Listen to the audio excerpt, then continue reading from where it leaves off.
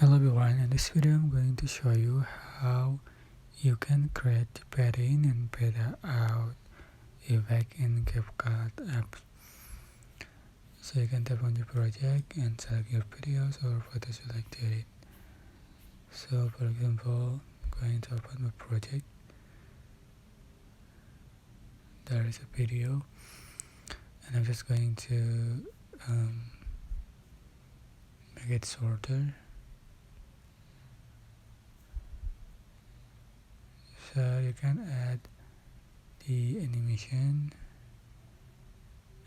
select in animation, and you can select fade in, 40% at full duration. Alright, but before I'm just going to split the clip.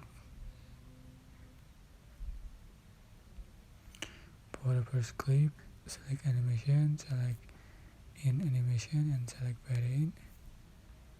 For the second clip, select animation, select out animation and select fade out.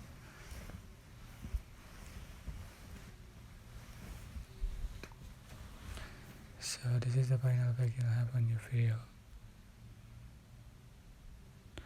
I hope this tutorial was helpful for you. Don't forget to like, comment, share and also subscribe. Thank you so much for watching.